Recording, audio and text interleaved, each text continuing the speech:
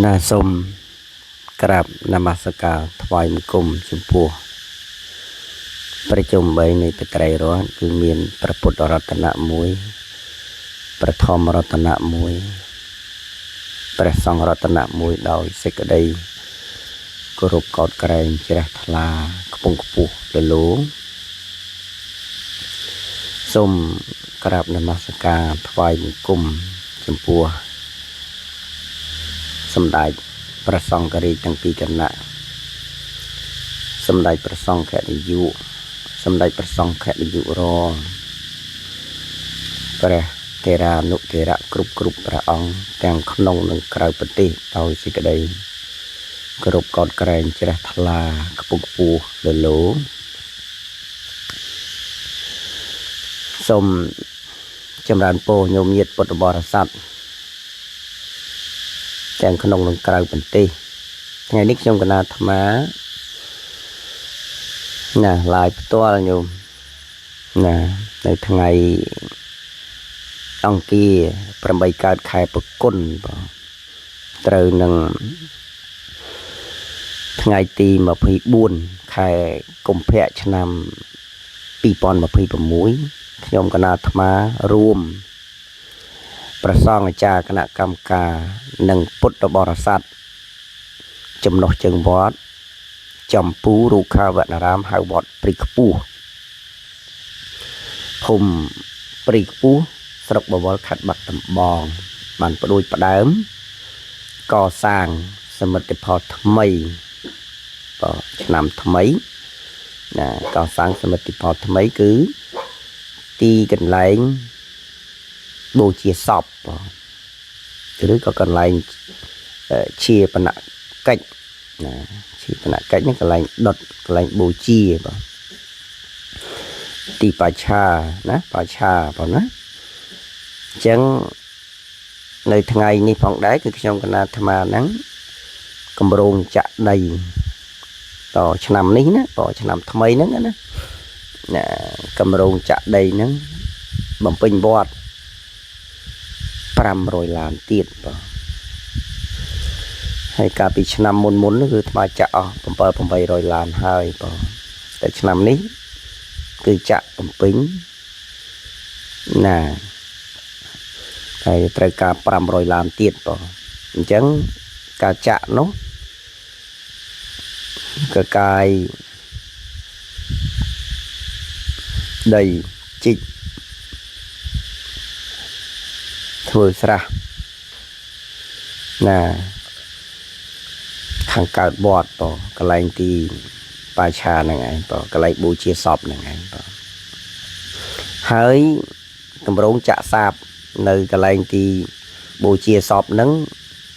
10តោនញោមសំង10តោននៅព្រឹកមិញក៏សំងមកហើយញោមមកហើយចាក់នេះបើនិយាយអំពីគិតឡានគេកកាយចិត្តអញ្ចឹងគេយកតែ1ឡាន20000រៀលញោមញាតិណាស្មើនឹង$5ហេតុដូច្នេះសូមចម្រើនពរបិណ្ឌបាតញោមញាតិប្រុសស្រីទាំងក្នុងនិងក្រៅប្រទេសទូទាំងពិភពលោកញោមញាតិមានស្រុកកំណើតនៅព្រីខ្ពស់នេះក្តីឬក៏ញោមញាតិដតេណានៅបារាំងនៅកាណាដាញូហ្សេឡង់អូស្ត្រាលីនៅជប៉ុននៅកូរ៉េសហរដ្ឋអាមេរិក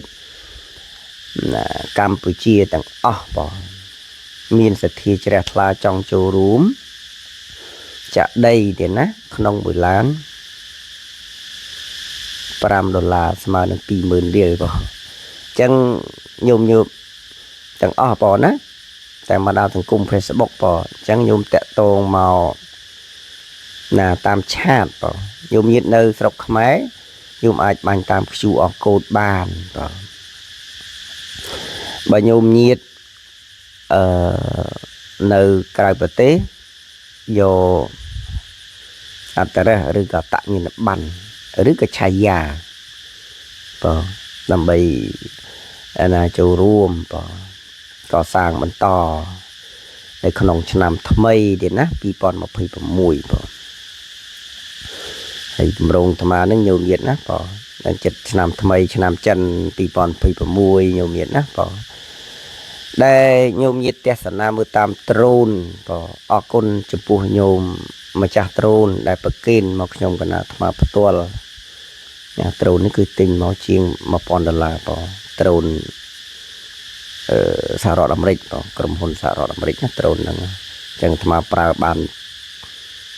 ជូរដែរញោម2ឆ្នាំនេះដឹងញោម2ឆ្នាំចូល3ឆ្នាំហើយដឹងញោមណា